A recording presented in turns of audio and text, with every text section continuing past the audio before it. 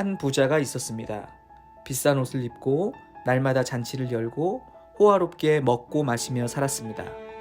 그런데 그의 집 앞에는 나사로라는 거지가 집 앞에 버려지는 음식이라도 먹고자 해서 대문 앞에 있었습니다. 그는 개들이 와서 자신의 상처를 만지는데도 쫓아낼 힘도 없는 불쌍한 사람이었습니다. 시간이 흘러 둘 다 죽음을 맞이했습니다. 거지 나사로는 죽어서 천국잔치에 가게 되고 부자는 죽어서 고통스러운 지옥에 가게 되었습니다. 부자가 말했습니다. 아버지 아브라함이여, 내가 불꽃 가운데서 너무 고통스럽습니다. 나사로를 내게 보내서 물 한 모금만 입에 대게 해주십시오. 아브라함이 말했습니다. 예, 너는 살았을 때 좋은 것을 받았고 나사로는 고난을 받았으니 나사로는 여기서 위로를 받고 너는 괴로움을 받느니라. 그뿐 아니라 너와 우리 사이에는 큰 구렁이 있어서 이제 건너갈 수도 건너올 수도 없느니라. 그러면 아버지여, 나에게 형제 5이 있습니다.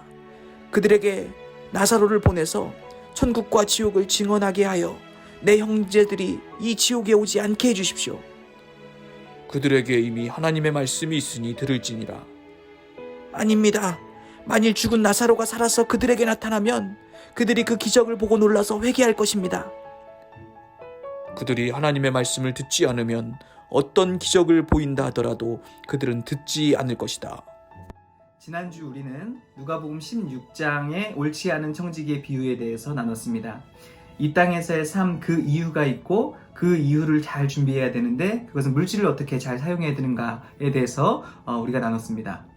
예수님의 이 비유를 다 듣고 나서 바리새인들이 비웃습니다.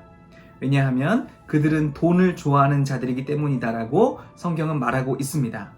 오늘 본문은 이러한 바리새인들을 향하여 하는 말씀이라고 할 수 있습니다. 바리새인들은 자신들이 당연히 구원받을 수 있다고 생각합니다. 그들은 혈통적으로 아브라함의 자손이고 교회도 열심히 다니고 예배도 빠지지 않고 헌금도 잘하고 성경 공부도 열심히 하는 사람이기 때문입니다. 이 부자와 나사로의 비유에서 부자도 아마 그렇게 생각했을 것입니다. 자신은 아브라함을 아버지라고 부르는 이스라엘 백성이고 하나님의 축복을 받아 부자가 된 사람이라고 생각합니다. 그런데 죽음 이후에 그는 고통스러운 지옥에 가 있는 것입니다. 비유 속의 부자는 죽었던 나사로가 다시 살아나서 자신의 형제들에게 가서 말을 해주면 회개하고 천국에 들어올 수 있을 것으로 여깁니다. 그런데 하나님은 이렇게 말씀하시죠. 그들이 어떤 기적을 보는 것이 중요하지 않다.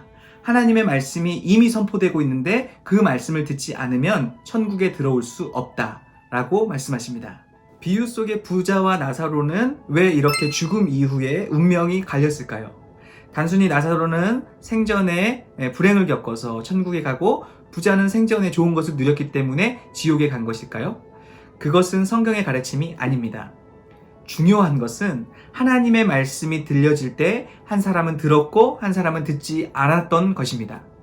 나사로는 생전에 불행하고 소망이 없었지만 말씀이 들려질 때 그 말씀을 듣고 붙들고 의지하고 살아왔던 것입니다. 그러나 부자는 말씀이 들려졌지만 여전히 자기 마음대로 살아왔던 것입니다. 그는 왜 하나님의 말씀을 듣지 않았을까요? 그들에게 중요한 것은 돈과 사람들의 인정이었습니다.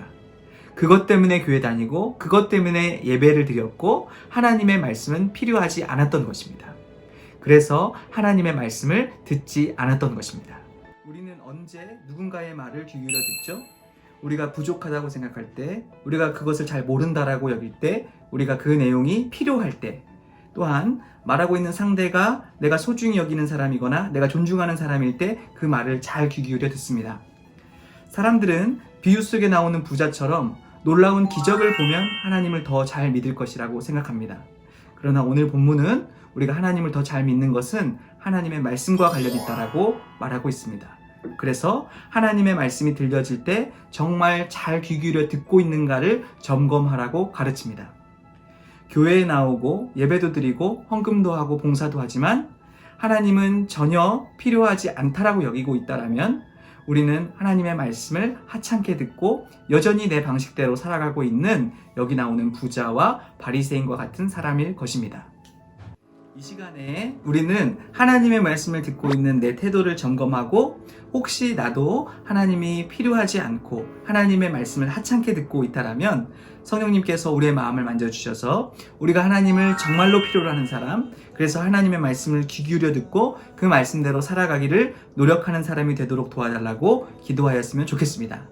하나님의 말씀이 들려질 때 그 말씀을 들었느냐 듣지 않았느냐가 두 사람의 운명을 갈랐습니다.